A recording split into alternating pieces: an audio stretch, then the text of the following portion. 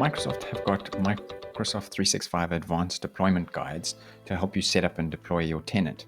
It includes apps and services, and they include best practices, security features, collaboration tools, and things for faster deployment.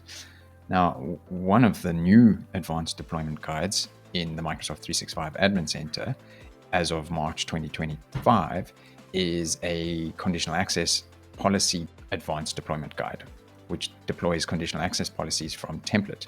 Now, to get to this advanced deployment guide, you can get to it through the Microsoft 365 Admin Center. Initially, if you go to your home page in the Admin Center, you might not see the advanced deployment guides because it's in simplified view.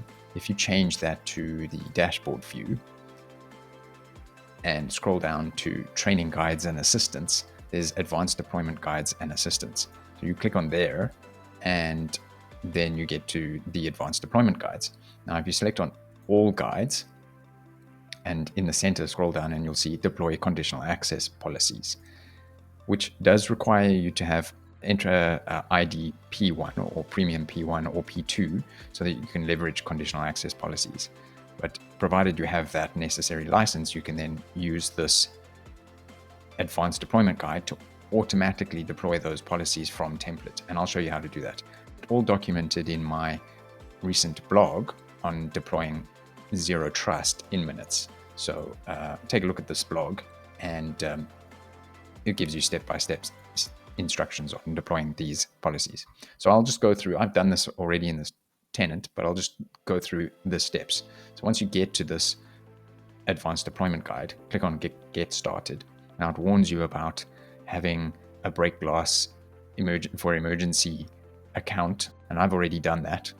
So I'll exclude that group from my conditional access policies once they're deployed. Incidentally, when I deploy the conditional access policies using this deployment guide, it automatically excludes the account that I'm using to run the deployment guide. So I'm currently using the administrator.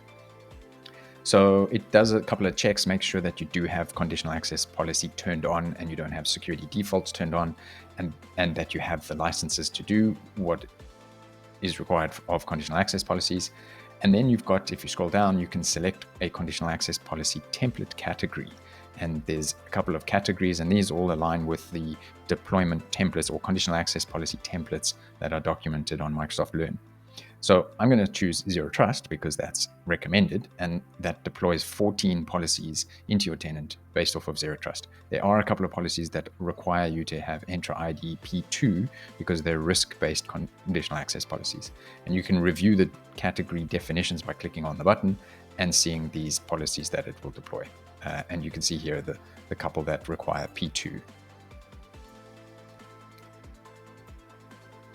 When you click next, it gives you all the policies for you to select and the mode that they'll be deployed in. So the mode will be either report only, which is default, on or off, and you can toggle that within this guide before it deploys it. Now, I suggest you scroll all the way down to the bottom and select each one going up the list, because as you select it, it expands it. So you'll see here, the quicker way is to go to the bottom, click each one as you scroll up.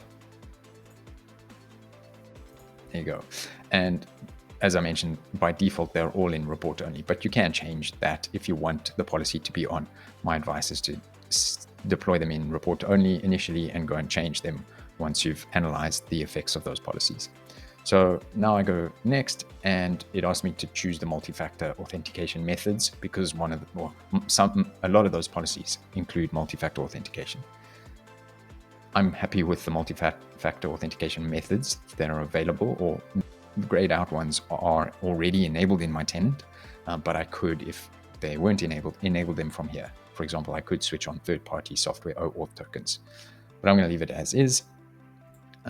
They don't recommend enabling SMS, but it might already be enabled in your tenant, in which case you have to attest to the fact that you still want to use that method. So click next. It gives me a summary of all of the policies that it's going to deploy, and I can edit the settings, but it just takes me back to whether I switch it on or report only or off. Save configuration, and after confirming once again, it will deploy the policies, and it takes about 10 seconds to deploy those policies. So if I switch over to my conditional access policy blade in the same tenant, I'll refresh the view, but you'll see those policies will have been deployed. And there you go. There are all these policies deployed into report-only mode. These are the policies that I need. What I did notice out of those zero trust policies, those 14, there's 2 policies that I would have added to the list.